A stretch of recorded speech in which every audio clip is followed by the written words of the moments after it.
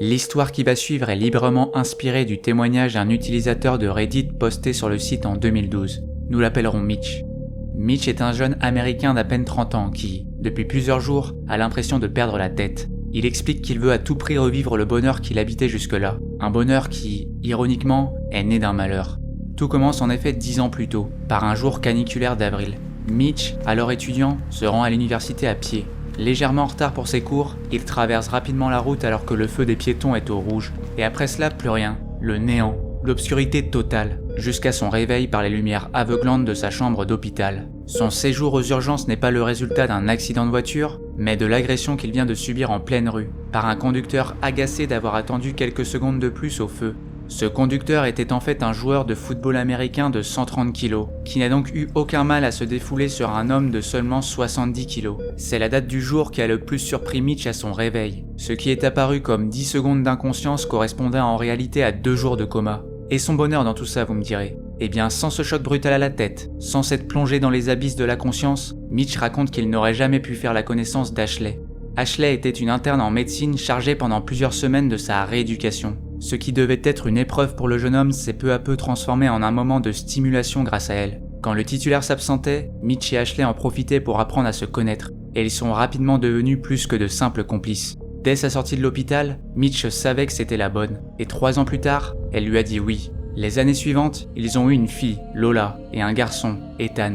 Mitch adorait plus que tout ses 2 enfants. Ils étaient sa plus grande source de bonheur. Le jeune adulte avait un travail qui lui permettait de bien gagner sa vie, mais il commençait très tôt. Alors tous les matins, il se faufilait dans leur chambre pour les embrasser discrètement avant de partir. Ce simple geste lui donnait du tonus pour commencer ses journées, bien plus que n'importe quel expresso. Cette famille-là était ce qu'il y avait de plus précieux à ses yeux. Elle était sa préoccupation principale, et jamais il n'aurait imaginé que cela change. Jamais. Jusqu'à cette fameuse journée du 23 septembre 2012. Dans le salon de la maison de Mitch, il y avait une lampe rouge posée sur une commode. Un soir, alors qu'il regarde le football, il jette un coup d'œil à la lampe et remarque que quelque chose cloche. Il se frotte les yeux, regarde à nouveau, mais commence cette fois-ci à douter de sa vision, car la lampe devant lui est complètement floue. Le problème est qu'il s'agit du seul objet apparaissant de la sorte. La télé, les meubles et les cadres sont totalement nets. Mais cette lampe, elle, est floue. Pas juste du côté de l'ampoule, le pied aussi. Le jeune homme se dit alors que c'est l'effet de la lumière qui, dans un endroit sombre, donne cette impression de flou autour d'elle. Il fait donc un test simple, allumer la lumière dans la pièce et éteindre la lampe. C'est à l'issue de ce test que la panique s'empare de Mitch. La lampe est toujours floue alors que le reste de la pièce est normal. Mitch est complètement perturbé par ce qu'il voit, et sa femme tout autant, quand elle le surprend accroupi en train de fixer la lampe. Elle lui demande ce qui ne va pas, et Mitch reste vague en lui répondant que la lampe a un problème. Sa femme appuie alors simplement sur l'interrupteur pour l'allumer, et Mitch fait le choix de ne rien dire de plus. Il a en effet trop honte de lui avouer la vérité, et trop peur qu'elle appelle un médecin qui le mette ensuite en arrêt pour quelque chose qui n'a aucun impact sur sa vie. Mitch prétend donc être fatigué, et part se coucher avec sa femme. Une courte nuit, puisqu'à 1h du matin, il se réveille brusquement. Dès qu'il reprend conscience, la première pensée qui traverse son esprit concerne cette lampe. Il décide logiquement d'aller vérifier si ces quelques heures de sommeil ont changé sa vision. Une fois dans le salon, Mitch allume la lumière et ce qu'il voit est encore plus inexplicable que la situation précédente. La lampe est toujours floue, mais elle est maintenant posée dans le sens inverse, c'est-à-dire que le socle pointe vers le haut. La seule explication est que quelqu'un l'a retournée, mais qui? Ses enfants? Et quel est l'intérêt de le faire? Mitch refuse de la toucher et se pose sur le canapé pour encaisser le choc. Il se met dès lors à surveiller la lampe, espérant être témoin d'un quelconque phénomène. D'après lui, le fait de la regarder lui faisait perdre la notion du temps.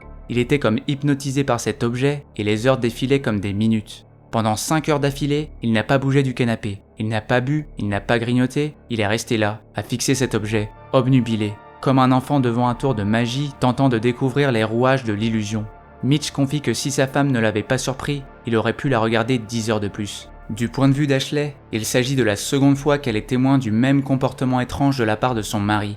Elle lui demande donc des explications que Mitch est contraint de donner. Ce que lui avoue son homme ne la rassure pas. Elle décide de faire appel à un de ses amis médecins pour l'ausculter en vitesse, mais il ne peut se libérer que le soir même. Elle implore ensuite à Mitch de ne pas aller au travail tant qu'il n'a pas été examiné, mais son souhait est ignoré. Mitch attend que sa femme quitte la maison avec les enfants pour se préparer. Avant de partir au travail, il débranche la lampe et la cache dans une armoire. Une fois à son job, il est incapable de se concentrer du fait de la fatigue, mais surtout de ses pensées, uniquement orientées vers la lampe. Il revient donc chez lui à midi pour dormir. Il enlève ses chaussures, sa veste, sa montre et passe par le salon pour vérifier l'objet qui occupe son esprit depuis la veille. Mais une fois de plus, rien ne va. La lampe est de retour, toujours floue mais sur le meuble où elle était avant qu'il ne la déplace. Sachant qu'Ashley est au travail, que les enfants sont à l'école et qu'ils n'ont pas d'animaux de compagnie, comment est-ce possible ? Mitch se pose énormément de questions mais oublie de retenir les conclusions préalables. Celle du jour est qu'il ne faut absolument pas regarder cette lampe, car elle a un véritable effet sur lui. Pourtant, la première chose qu'il fait est d'y jeter un œil. Il revit alors le même épisode de raccourcissement du temps que la nuit précédente, et toute son après-midi défile en l'espace de 10 minutes dans son esprit. Il est alors 17h, et sa femme et ses enfants sont de retour, mais ils ne doivent surtout pas le voir dans cet état. Il décide donc d'allumer la télé, mais au moment où il tente de se diriger vers la télécommande, quelque chose le bloque. Il retente mais échoue, car il est paralysé. Il ne peut ni bouger, ni parler, ni tourner la tête, ni même cligner des yeux. Il ne peut que faire face à cette lampe. Mitch n'est donc plus qu'une statue dotée d'une conscience. Cette réalisation le mène dans une angoisse d'une intensité rare. Les battements de son cœur sont si violents et si rapides qu'il a l'impression qu'il va exploser. Sa famille le surprend là et lui adresse la parole, mais le fait d'entendre leur voix ne change rien. La cacophonie s'installe rapidement, avec sa fille qui se met à pleurer, son fils qui l'appelle en criant, et sa femme qui le secoue pour le sortir de son blocage, mais rien n'y fait. Ashley a alors la bonne idée de saisir la lampe, la débrancher et la jeter à l'autre bout de la pièce. À l'instant où elle quitte le champ de vision de Mitch, sa paralysie cesse. Cet incident laisse place à un moment de flottement dans le salon, où les 4 personnes présentes sont incapables de dire un mot, bouleversées par ce qu'il vient de se passer. Mitch s'en veut terriblement d'avoir fait peur à ses enfants, et fait tout pour les rassurer. 1 heure plus tard, quelqu'un frappe à la porte. Il s'agit de l'ami d'Ashley, venu consulter Mitch. Ashley lui raconte en détail ce dont elle a été témoin et demande des explications. Le médecin évoque alors une possible paralysie du sommeil, dont les symptômes sont similaires. Il se serait endormi sans s'en rendre compte, et se serait réveillé avec ce type de paralysie. Le problème est que cela ne justifie en aucun cas les hallucinations qu'il a subies lorsqu'il était éveillé.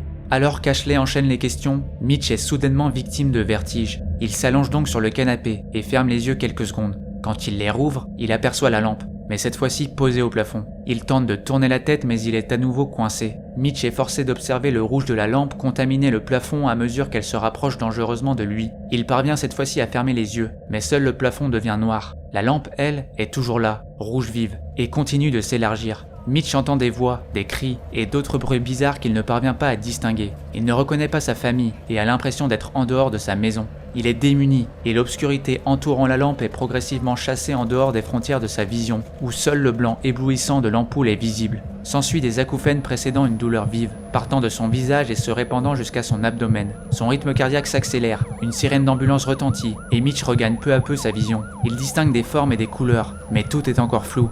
Il est simplement en mesure de constater qu'il est allongé sur du bitume et entouré d'une mare de sang. Mitch ne sait pas s'il est juste devant sa maison ou carrément dans un autre quartier. Sa seule certitude est qu'il est blessé. Transporté sur civière par des ambulanciers, Mitch n'est même plus en capacité de parler. Il n'a que ses yeux pour communiquer le fait qu'il souhaite à tout prix qu'on lui ramène sa femme et ses enfants afin de surmonter cette épreuve. Une fois à l'hôpital, un médecin le sort de son ignorance. Il lui explique qu'il a été violemment agressé et que le suspect a été appréhendé. Ses parents sont en route et son université a été prévenue. Cette simple phrase du docteur amorce en Mitch une crise existentielle. La lampe n'est pas réelle.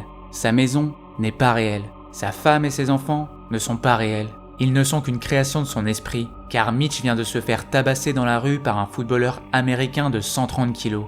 Il n'est resté inconscient que 10 minutes. Pendant ces 10 minutes, son cerveau a créé de toutes pièces une vie alternative d'une décennie. Tous ces moments heureux qu'il a vécus et tout cet amour qu'il ressent encore n'ont aucun fondement dans le monde réel.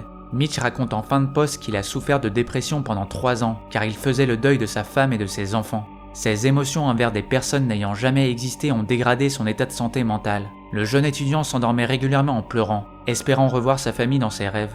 Il n'a pu revoir que son fils, qu'il voit encore de temps en temps aux périphéries de sa vision. Un fils d'à jamais 5 ans dont il n'entend pas les paroles et à qui il rêverait de parler, pour lui dire à quel point il le manque.